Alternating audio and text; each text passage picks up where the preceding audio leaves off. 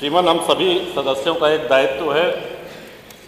हम सब लोग गांव से आते हैं, जनता से जुड़े हुए लोग हैं, तो जो सरकारी योजनाओं में अगर कोई कमी, कोई खामी रह गई है तो उसको निष्पक्ष ढंग से यहाँ पर रखने का दायित्व हम सभी लोगों का है। अभी हमारे पहले मनोज पांडे जी कह रहे थे, उनकी बातों को उनसे अपने को संबद्ध करते हुए ये कहूँगा कि एक बहुत बड़ी उपलब्धि पूरे प्रदेश में हुई है कि संगठित अपराध, ऑर्गेनाइज्ड क्राइम का जड़ से सफाया हो गया है। आज पूरे प्रदेश में ऑर्गेनाइज्ड क्राइम नाम की कोई चीज़ नहीं। व्यक्तिगत रंजिश में घटनाएं होती हैं, वो एक अलग विषय है, लेकिन उन घटनाओं के बाद जिस तरह से पुलिस कार्रवाई करती है, उससे बहुत से लोग हतोत्साहित होते हैं। श्रीमान, माननीय मुख्यमंत्री जी ने हम सभी लोगों को ये अधिकार दिया है कि हम अपनी विधायक निधि से असहाय लोगों का उपचार कर सकें। उसमें कुछ नियम अगर शिथिल कर दिए जाएं या सुधार दिए जाएं तो मैं समझता हूं कि काफ़ी लाभ हो सकता है। जैसे उसमें एक क्लॉज है, साध्य और असाध्य रोग। हम लोग जिसके लिए लिखते हैं ये आवश्यक है कि उसका रोग असाध्य होना चाहिए, तभी वो स्वीकृत होगा। उदाहरण के लिए हार्ट, कैंसर, गुर्दा, मूत्र रोग, अस्थि रोग और थैलीसीमिया, ये इसमें वर्गीकरण है। मान लीजिए किसी का बहुत बुरा एक्सीडेंट हो जाए, उसकी हड्डियां टूट जाएं, या अभी हाल में ही ब्रेन ट्यूमर का पेशेंट था, उसको इस लिए नहीं स्वीकृत हो पाई राशि कि ये साहब असाध्य रोग नहीं है। तो जो भी घर वाले हैं वो तो इसी उम्मीद में उपचार कराते हैं कि ये साध्य हो जाए, सध जाए, स्वस्थ हो जाए। तो अनुरोध है कि अगर विधायक निधि से जो हम लोग देते हैं उसमें से ये असाध्य शब्द हटा दिया जाए। सरकारी अस्पताल में पैसा जाता है और बहुत से लोग ऐसे हैं जो अपना इलाज कराने में सक्षम नहीं हैं, तो मैं समझता हूँ कि काफ़ी लोगों को इससे लाभ होगा। इसी के साथ साथ श्रीमान, पिछले वर्ष भी हमने करा था कि आयुष्मान कार्ड के लिए जो पात्रता है उसमें जो 7-8 बिंदु दिए गए हैं, उसमें 9वां बिंदु है कि यदि कोई 60 वर्ष का है, उसका राशन कार्ड 2019 से है, तो उसमें जो सदस्य 60 वर्ष के हों, यानी पति पत्नी दोनों 60 वर्ष के हों। अगली बिंदु में ये लिखते हैं कि जो व्यक्ति 70 वर्ष या उससे अधिक का हो। तो ये भ्रम पैदा करता है श्रीमान। एक और इसमें एक बिंदु है कि परिवार 6 यूनिट का होना चाहिए, यानी कि पति पत्नी हो और उनके 4 बच्चे हों। आज के समय में हम लोग अच्छी तरह से इस बात को समझ सकते हैं कि कौन लोग हैं जिनके 4 से अधिक बच्चे हैं और कितने लोग हैं। तो श्रीमान, ये अगर क्लॉज इसमें से हटा दिया जाए तो मैं समझता हूं कि असली पात्र व्यक्ति को इसका लाभ मिलेगा। महामहिम श्री राज्यपाल जी ने माननीय मुख्यमंत्री जी के लिए, उत्तर प्रदेश सरकार के लिए कहा कि प्रदर्शन और परिणाम में पूरे देश में नंबर 1 है।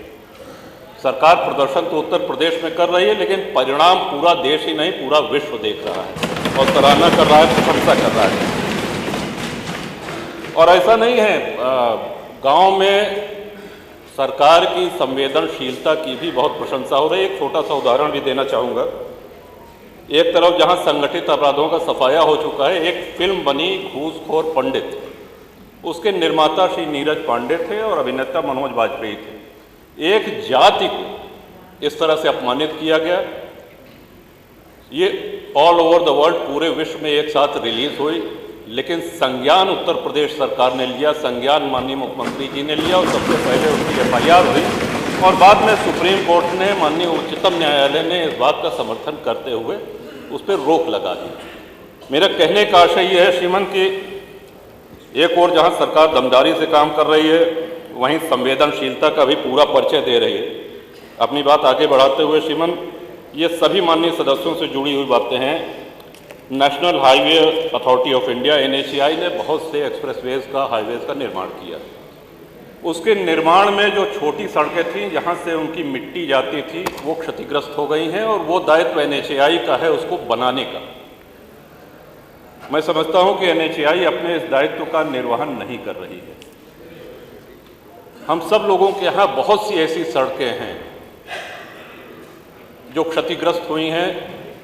श्री राम वनगमन मार्ग बना, गंगा एक्सप्रेसवे बना, पूर्वांचल एक्सप्रेसवे बना, और भी कई सड़कें बन रही हैं। तो इतने भारी ट्रक मिट्टी लाद के, सामग्री लाद के जब जाते हैं तो छोटी सड़कें, तो एक तो ये अनुरोध है श्रीमान। दूसरा, जल जीवन मिशन के तहत ये बहुत आवश्यक बिंदु है श्रीमान, सड़कें खोद दी गई हैं और उसी उस पे आज माननीय जल शक्ति जी मंत्री जी का जन्मदिन है श्रीमान। और मुझको याद है कि परसों माननीय सदस्य सड़कें खोदने से और जन्मदिन से क्या मतलब है श्रीमान? परसों रोमी जी का जन्मदिन था और उनकी सबसे अच्छी मिठाई का संस्थान है द हेजलनट फैक्ट्री। आपने पीठ से निर्देश किया कि भाई जन्मदिन है तो पूरे सदन को मिठाई बांटना ये तुम्हारा दायित्व है, ये मैं तुमको निर्देश देता हूं, ऐसा आपने कहा और उसका उन्होंने पालन भी कराया। एक एक माननीय विधायक को एक एक डिब्बा। मैं समझता हूं कि रोमी जी को पुनः बधाई। तो आज इनके जन्मदिन पे एक निर्देश ये आप अवश्य दे दें माननीय जल शक्ति मंत्री जी को कि अगला जन्मदिन आने के पहले जो जो जल शक्ति की सड़कें क्षतिग्रस्त है, माननीय मंत्री जी इसको गंभीरता से दिखवा लिया जाए। और आधे से अधिक टंकियां अभी चल नहीं रही, नहीं चलती, तो जो बन के तैयार उनको आपको विशेष ध्यान देकर के उनको चलाने के लिए पूरा प्रयास करना पड़ेगा। और क्षतिग्रस्त जो सड़कें हैं, हम सब लोग आपसे बहुत उम्मीद रखते हैं, बहुत आशा रखते हैं। और वो एक शेर है श्रीमन की, कौन सी बात कहाँ कैसे कही जाती है, ये सलीका हो तो हर बात सुनी जाती है। तो आपके सामने